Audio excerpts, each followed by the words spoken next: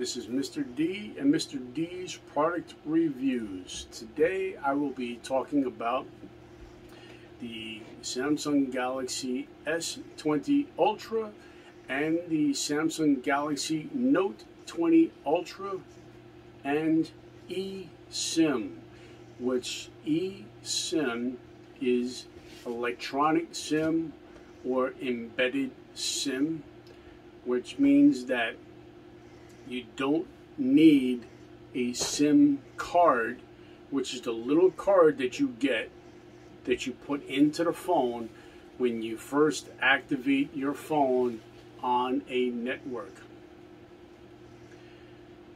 With the eSIM, the phones are designed, manufactured, built, and shipped globally by Samsung all over the world.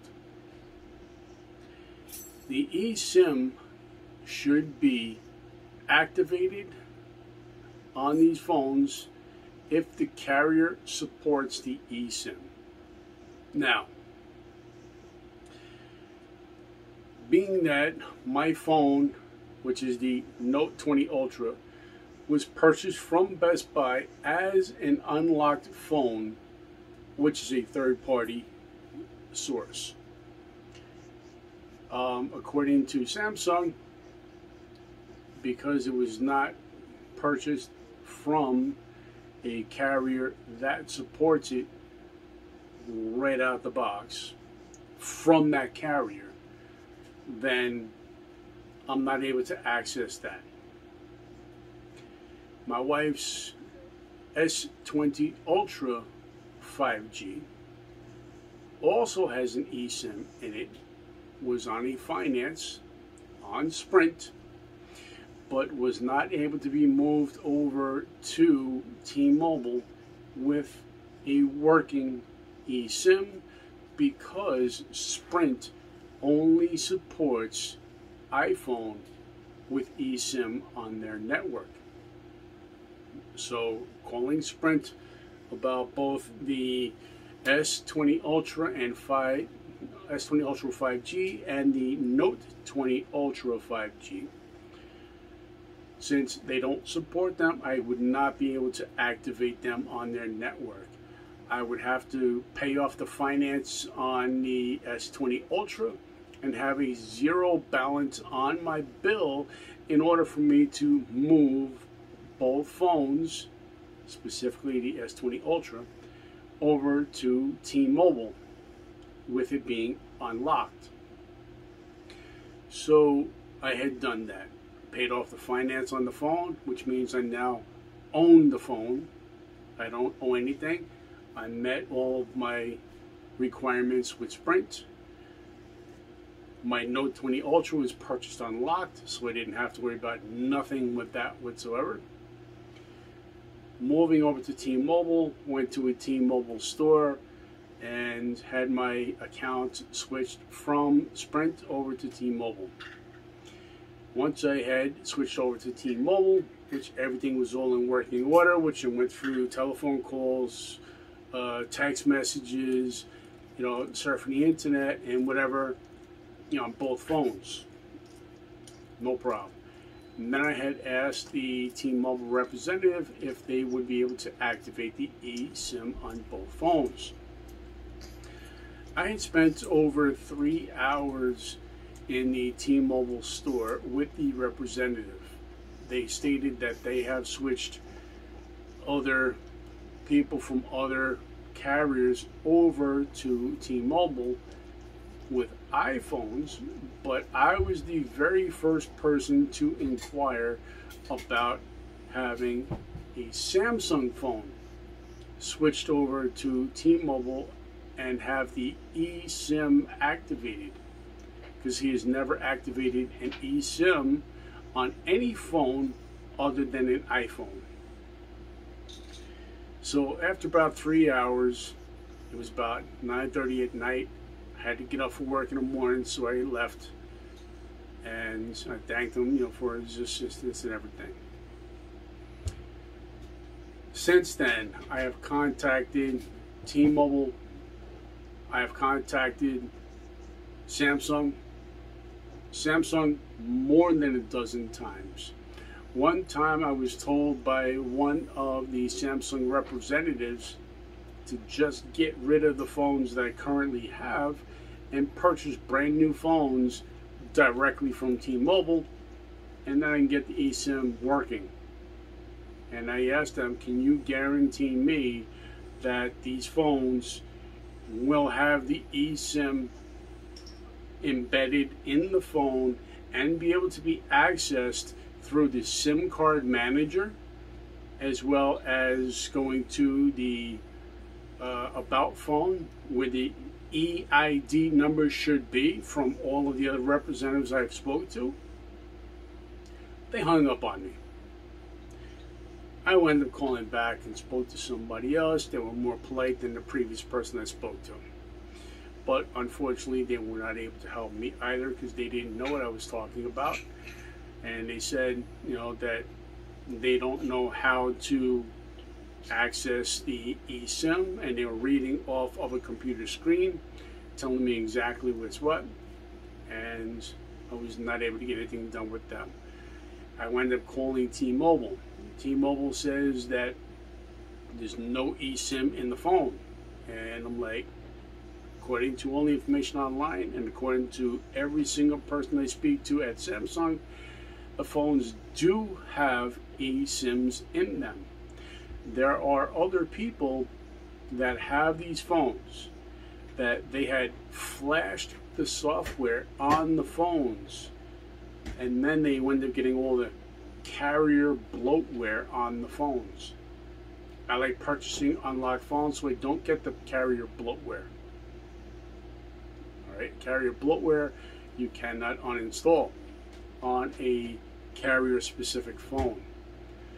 On an unlocked phone, you can uninstall most all of the bloatware that's on a phone. There's very little bloatware that you cannot uninstall, but that's actually from the manufacturer, which my phones are Samsung.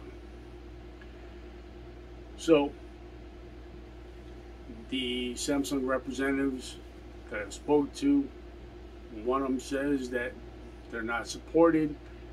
Another person says that the phones don't have an eSIM in them, and I tell them, first off, they do have the eSIM in them, and if you look on your actual website, then you'll see that you guys actually do support, at very least, the Note 20 Ultra, which is coming from another carrier.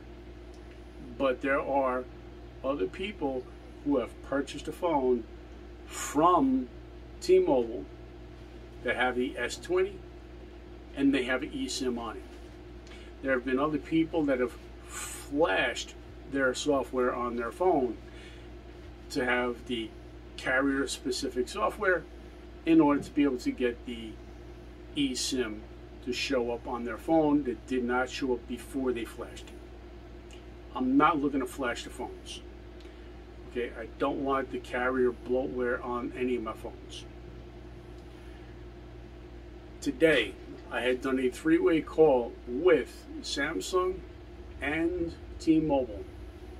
The representative that I was speaking with today was very polite, was very understanding of my situation, and they had asked me to do a three-way call with Samsung because they are not able to generate an EID number if I cannot find the EID number on my phone.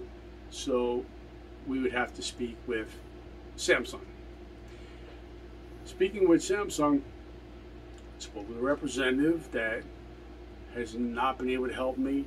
So they had to talk to this person, they had to talk to that person, they had to check this source, they had to check that source. You know, they were reading off of the screen, they checked stuff on the internet, all kinds of things. Okay, and unfortunately, they are not able to help me. And unfortunately, they were misrepresenting the information by saying that the EID is the E-Sim, which it is not, because the T-Mobile representative that I had spoke to had stated that they had activated Samsung phones from other carriers on T-Mobile, and the E-Sim number is 32 digits long. The IMEI number is only 15 digits. Okay, I have on the original box that I had gotten my Note 20 Ultra, there is an MEID. That's 19 digits long. I have the original box for my wife's Samsung Galaxy S20 Ultra. It has eSIM 1 and eSIM 2. Both numbers are 15 digits each. But the SIM card tray will only accept one SIM card, not two. So that's another question for whomever to bring up. But we're not talking about that today. We're talking about the eSIM on the S20 Ultra 5G as well as the Note 20 Ultra 5G. So many people in other forums online, whether it's a Samsung forum, whether it's a Sprint forum, whether it's T-Mobile forum, whether it's XDA developers, or whichever other forums that are out there that I have researched, many others. Some were successful, some were not. And the ones that were successful to flash their software to the carrier software or change a country code on their phone for it to work in another country, they're doing something that I am not willing to do. I'm not changing my country to whatever country because I'm only in the United States. Excuse me. I don't want to flash the software to T-Mobile software because I don't want the bloatware on my phone. I don't want to purchase brand new phones in order to just get the eSIM activated. How hard is it to find an eSIM?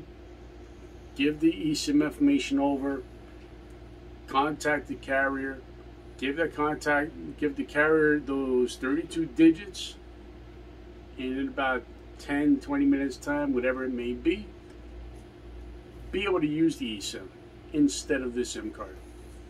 How hard is that? Unfortunately, it's extremely hard.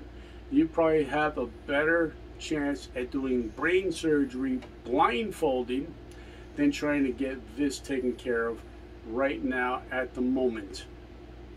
Okay, but all joking aside,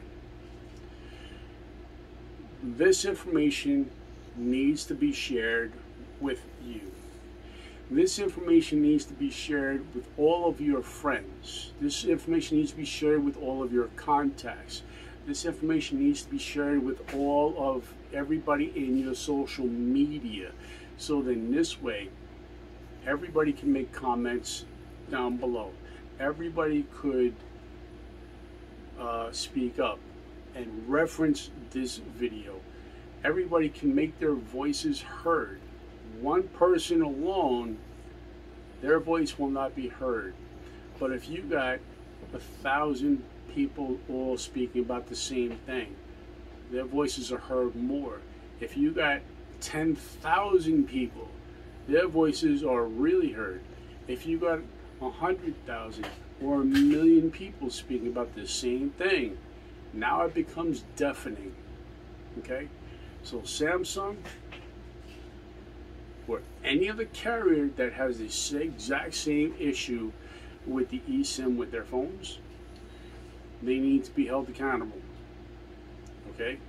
I wanted to see about trying to contact the CEO of Samsung for their global headquarters.